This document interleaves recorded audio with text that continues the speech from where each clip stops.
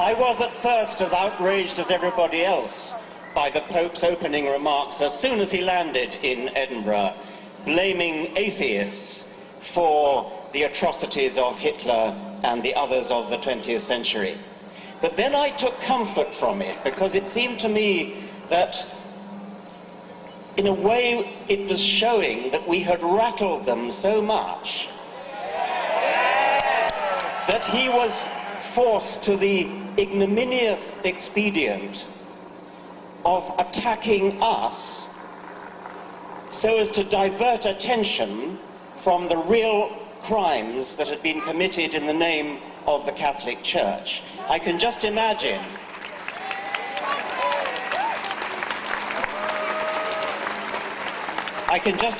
the discussions in the corridors of Vatican power. How are we going to distract them from buggering boys? And the answer came, why don't we attack secularists? Why don't we attack atheists? Why don't we blame them for Hitlerism? Hitler, Adolf Hitler, was a Roman Catholic. He was baptized, he never renounced his baptism. The figure of 5 million British Catholics is presumably obtained from baptismal figures.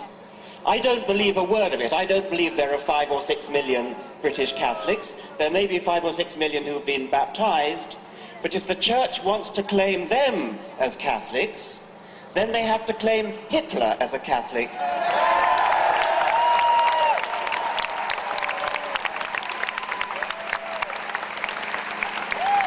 At very least, Hitler believed in a personified providence.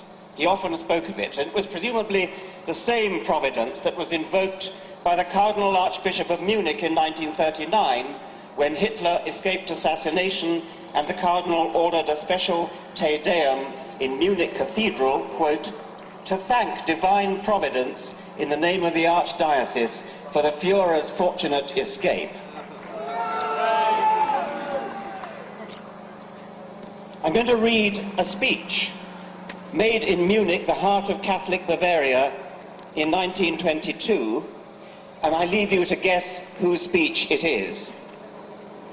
My feeling as a Christian points me to my Lord and Saviour as a fighter. It points me to the man who once in loneliness, surrounded by a few followers, recognized these Jews for what they were and summoned men to fight against them, and who, God's truth, was greatest not as a sufferer, but as a fighter. In boundless love as a Christian and as a man, I read through the passage which tells how the Lord at last rose in his might and seized the scourge to drive out of the temple the brood of vipers and adders. How terrific was his fight against the Jewish poison. Today, after 2,000 years, with deepest emotion, I recognize more profoundly than ever before the fact that it was for this that he had to shed his blood upon the cross.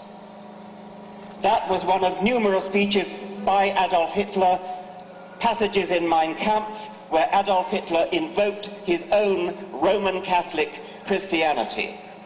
No wonder he received such warm support from within the Catholic hierarchy of Germany.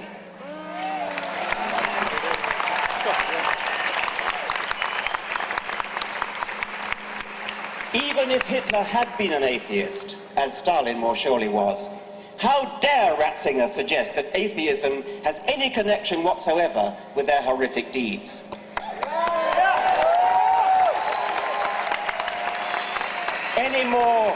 Any more than Hitler's and Stalin's non-belief in leprechauns or unicorns, any more than their sporting a moustache along with Franco and Saddam Hussein.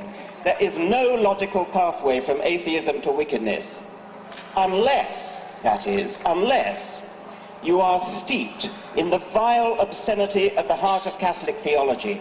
I refer to the doctrine of original sin. These people believe, and they teach this to tiny children, at the same time as they teach them the terrifying falsehood of hell, that every baby is born in sin. That would be Adam's sin, by the way. Adam, who, as they themselves now admit, never actually existed. Original sin means that from the moment we are born, we are wicked, corrupt, damned, unless we believe in their God, or unless we fall for the carrot of heaven and the stick of hell. That, ladies and gentlemen, is the disgusting theory that leads them to presume that it was godlessness that made Hitler and Stalin the monsters that they were. We are all monsters unless redeemed by Jesus. What a revolting, depraved, inhuman theory to base your life on. That's the theory of biblical.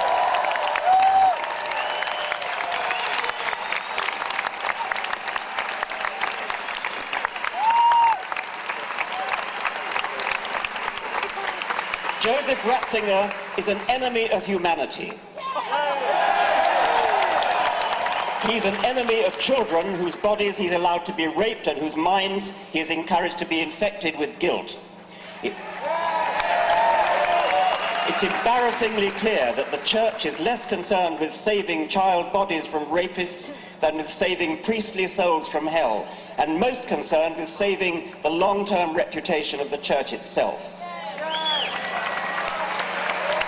He's an enemy of gay people, bestowing on them the sort of bigotry that his church used to reserve for Jews before 1962. He's an enemy of women, barring them from the priesthood, as though a penis were an essential tool for pastoral duties.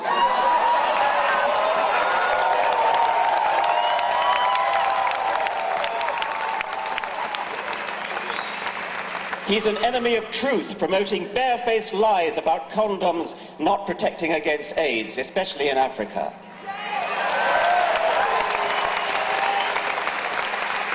He's an enemy of the poorest people on the planet, condemning them to inflated families that they cannot feed, and so keeping them in the bondage of perpetual poverty.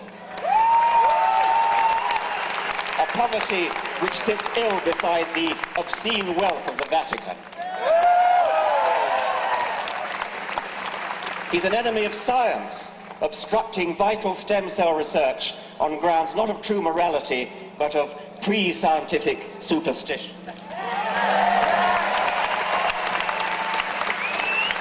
Ratzinger is even an enemy, he's even an enemy of the Queen's own church, arrogantly dissing Anglican orders as, quote, absolutely null and utterly void, while at the same time shamelessly trying to poach Anglican vicars to shore up his own pitifully declining priesthood.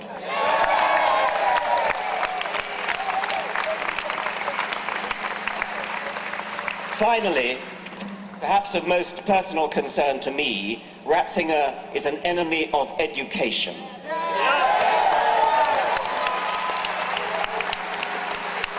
Quite apart from the lifelong psychological damage caused by the guilt and fear that have made Catholic education infamous throughout the world, he and his church foster the educationally pernicious doctrine that evidence is a less reliable basis for belief than faith, tradition, revelation, and authority.